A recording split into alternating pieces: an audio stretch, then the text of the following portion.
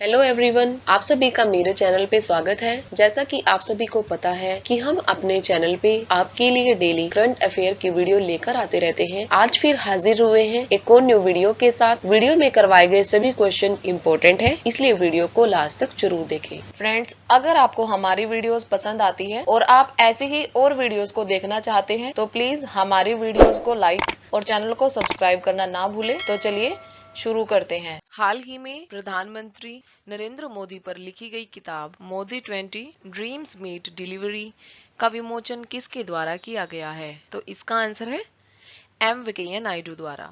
हाल ही में भारत के उपराष्ट्रपति एम वेंकैया नायडू ने प्रधानमंत्री नरेंद्र मोदी पर लिखी गई किताब मोदी 20 ड्रीम्स मीट डिलीवरी का विमोचन किया है। इस पुस्तक का विमोचन नई दिल्ली के विज्ञान भवन में आयोजित एक भव्य कार्यक्रम के दौरान किया गया है। इस पुस्तक में पीएम मोदी के पिछले 20 वर्षों के राजनीतिक जीवन को दर्शाया गया है, जिसमें उनके गुजरात के मुख्यमंत्री के रूप से लेकर भारत के प्रधानमंत्री बनने तक का पूरा ब्यौरा शामिल है। इस अवधि में वे लगभग 13 वर्षों तक गुजरात के मुख्यमंत्री रहे हैं और पिछले 8 वर्षों से देश के प्रधानमंत्री हैं। यह पुस्तक देश के जाने माने बुद्धिजीवियों और विशेषज्ञों द्वारा लिखे गए लेखों का एक संकलन है। इस पुस्तक को ब्लू क्राफ्ट डिजिटल फाउंडेशन द्वारा संपादित और संकलित किया गया है। अगला क्वेश्चन है, हाल ही में ज्योति याराजी ने लिमासोल में महिलाओं की 100 मीटर बाधा दौड़ में रिकॉर्ड तोड़ते हुए कौन सा पदक हासिल किया है? तो इसका आंसर है स्वर्ण पदक। ज्योति याराजी ने महिलाओं की 100 मीटर बाधा दौड़ में रिकॉर्ड तोड़ते हुए स्वर्ण पदक हासिल किया है। साइप्रस इंटरनेशनल एथलेटिक्स में भारत की ज्योति याराजी ने यह पदक हासिल किया है। उन्होंने स्वर्ण पदक जीतने के लिए 20 साल से काबीज नेशनल रिकॉर्ड को तोड़ते हुए इस रेस की फिनिश लाइन को 13 सेकंड में पार किया है। अगला क्वेश्चन है, किस देश को 2022 से 2024 तक के लिए एशियाई चुनाव प्राधिकरणों के संघ AAEA का नया अध्यक्ष चुना गया है? तो इसका आंसर है भारत को। भारत देश को 2022 से 2024 तक के लिए एशियाई चुनाव प्राधिकरणों के संघ AAEA का नया अध्यक्ष चुना गया है। वर्तमान में चुनाव आयोग मनीला AAEA का अध्यक्ष है। इस कार्यकारी बोर्ड में नए सदस्य के रूप में अब रूस, उज्बेकिस्तान, श्रीलंका, मालदीव, ताइवान और फिलीपींस को शामिल किया गया है। फिलीपींस के मनीला में हाल ही में हुई महासभा में भारत को 2022 से 2024 तक के लिए नया अध्यक्ष चुना गया है। अगला क्वेश्चन है, किस राज्य के सरकारी स्कूलों में अब मिड डे मील के साथ साथ नाश्ता भी उपलब्ध कराया जाएगा? तो इसका आंसर है तमिलनाडु के।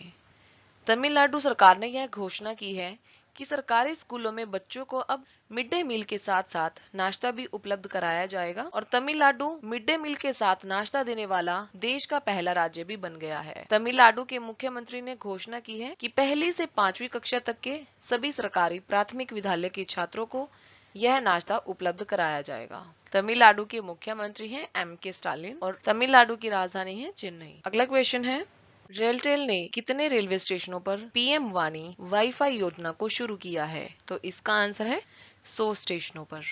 रेलटेल ने 100 स्टेशनों पर पीएम वाणी वाईफाई योजना को शुरू किया है। माइक्रो रत्न PSU रेलटेल ने prime minister WiFi access network interface योजना शुरू की है, जो कि 22 राज्यों के 100 रेलवे स्टेशनों पर अपनी सार्वजनिक वाईफाई सेवाओं तक पहुंच प्रदान करेगी। Android users Google play store से वाई ऐप डाउनलोड करके इस वाईफाई नेटवर्क से जुड़ सकते हैं और इसे सॉफ्टवेयर C के सहयोग से बनाया गया है। पीएम वाणी आधारित पहुंच वन टाइम पासवर्ड आधारित प्रमाणीकरण को पार करने के लिए one time know your customer की अनुमति देकर वाणी आधारित सार्वजनिक वाईफाई का उपयोग किया जा सकेगा। रेलटेल का नेटवर्क अब देश भर के 6102 रेलवे स्टेशनों में फैला हुआ है, जिसमें 17,792 वाईफाई हॉटस्पॉट हैं। सरकार का इरादा है कि जून 2022 के अंत तक 6,102 रेलवे स्टेशनों तक रेलटेल की सार्वजनिक वाईफाई सेवाओं तक पीएम वाणी आधारित पहुंच का धीरे धीरे विस्तार करना। अगला क्वेश्चन है, हाल ही में किस बैंक ने 30 मिनट एक्सप्रेस कार लोन शुरू किया है? तो इसका आंसर है HDFC बैंक ने।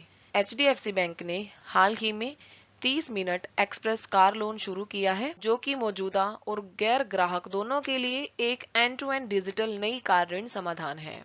यह उद्योग का पहला ऑटोमोटिव लेंडिंग एक्सपीरियंस है। इससे भारत में ऑटोमोबाइल फाइनेंसिंग के तरीकों को बदलने की उम्मीद की जा रही है। यह सुविधा बैंक की सभी शाखाओं, डीलरशिप और तीसरे पक्ष के एग्रीगेटर प्लेटफॉर्म पर भी उपलब्ध कराई जाएगी। अब रही बात HDFC बैंक की, तो इसकी स्थापना हुई 1994 में और इसका मुख्यालय है मुंबई, महाराष्ट्र में। अगला क्वेश्चन है, किस राज्य की मुख्यमंत्री को उनकी अथक साहित्य खोज के लिए बांग्ला अकेडमी पुरस्कार मिला है? तो इसका आंसर है पश्चिम बंगाल। पश्चिम बंगाल की मुख्यमंत्री ममता बनर्जी को उनकी अथक साहित्य खोज के लिए बांग्ला अकेडमी पुरस्कार प्राप्त हुआ है। इस वर्ष साहित्य अकेडमी द्वारा शुरू किया गया यह पुरस्कार बनर्जी को उनकी पुस्तक कविता बिटान के लिए प्रदान किया गया है, जो कि पश्चिम बंगाल के सर्वश्रेष्ठ लेखकों को श्रद्धांजलि देती है। इस पुस्तक को 2020 के कोलकाता पुस्तक मेले में लॉन्च किया गया था और इस पुस्तक में TMC सुप्रीमो द्वारा लिखित 946 कविताओं का संग्रह है और इस पुरस्कार को स्वयं ममता बनर्जी ने प्राप्त नहीं किया है, बल्कि उनकी ओर से यह पुरस्कार पश्चिम बंगाल की शिक्षा मंत्री ब्रत्य बसु ने प्राप्त किया है। अगला क्वेश्चन है, हाल ही में किस देश में दुनिया का सबसे लंबा कांच का पुल बनाया गया है? तो इसका आंसर है वियतनाम में। वियतनाम देश में दुनिया का सबसे लंबा कांच का पुल बनाया गया है। सबसे बड़ा ग्लास बॉटम ब्रिज वियतनाम में खोला गया है और इसे वियतनाम का बाक लांग पैदल यात्री पुल भी कहा जा रहा है। यह 632 मीटर लंबा है और एक विशाल जंगल के ऊपर 492 फीट पर स्थित है। इस एशियाई देश ने एक हरे भरे जंगल के ऊपर कांच के तल वाला एक पुल खोला है और यह ग्वांगडोंग, चीन में स्थित अब तक के सबसे लंबे 526 मीटर ग्लास बॉटम ब्रिज के भी रिकॉर्ड को तोड़ता है। यह पुल एक बार में 450 लोगों को संभाल सकता है और जो पुल का फर्श है वो टेम्पर्ड ग्लास से बनाया गया है। वियतनाम की राजधानी है हनोई। वियतनाम के प्रधानमंत्री है फाम मिनचिन और वियतनाम की मुद्रा है वियतनामी डोंग। अगला क्वेश्चन है, हाल ही में देश का पहला बायोगैस से चलने वाला चार्जिंग स्टेशन किस शहर में शुरू किया गया है? तो इसका आंसर है मुंबई में। मुंबई शहर में देश का पहला बायोगैस से चलने वाला चार्जिंग स्टेशन स्थापित किया गया है। इस स्टेशन ने अपने आसपास के क्षेत्रों से एकत्रित किए गए खाद्य अपशिष्ट से 220 यूनिट बिजली उत्पन्न करने की उम्मीद की जा रही है और इस संयंत्र का उपयोग स्ट्रीट लाइटों को बिजली देने, इलेक्ट्रिक वाहनों को चार्ज करने के लिए किया जाएगा। इस चार्जिंग स्टेशन का उद्घाटन महाराष्ट्र के पर्यावरण मंत्री आदित्य उद्धव ठाकरे ने किया है। मुंबई में हाजी अली के पास केशवराव खड़े रोड पर देश का पहला जैविक कचरा संचालित EV चार्जिंग स्टेशन बनाया गया है। यह EV charging station Meenatai Thackeray park में अपशिष्ट ऊर्जा इकाई से जुड़ा हुआ है। अगला क्वेश्चन है, किसके द्वारा स्थानीय साहित्य को समर्थन और प्रोत्साहित करने के लिए प्रभा केतान फाउंडेशन की एक साहित्यिक पहल कलम वेबसाइट शुरू की गई है? तो इसका आंसर है ओम बिरला के द्वारा। लोकसभा के स्पीकर ओम बिरला द्वारा स्थानीय साहित्य को समर्थन और प्रोत्साहित करने के लिए एक साहित्यिक पहल कलम वेबसाइट शुरू की है। इस वेबसाइट का उद्देश्य हिंदी साहित्य को लोकप्रिय बनाना तथा अनुभवी और युवा लेखकों और कवियों को उनके लेखन और स्थानीय साहित्य के प्रति बात करने के लिए एक मंच प्रदान करना है। कलम हमारे राष्ट्र के दर्शन के साथ भी तालमेल बिठाती है, विविधता में एकता, जो प्रभा केतान फाउंडेशन की टैगलाइन है, अपनी भाषा अपने लोग में परिलक्षित होता है। आज का क्वेश्चन आप सबके लिए ये रहा, अंतर्राष्ट्रीय नर्स दिवस 2022 किस दिन मनाया जाता है? इसका आंसर मुझे कमेंट करके जरूर बताइएगा। तो फ्रेंड्स, आज की बात यहीं तक रहेगी। आशा करती हूँ कि आप सभी को वीडियो अच्छी लगी होगी। अगर आपको वीडियो अच्छी लगे तो प्लीज हमारे चैनल को लाइक, शेयर एंड सब्सक्राइब जरूर करें और ऐसी ही न्यू वीडियोस के लिए हमारे चैनल को देखते रहें। जल्दी ही मिलते हैं एक और नई वीडियो के साथ और वीडियो देखने के लिए आप सभी का धन्यवाद।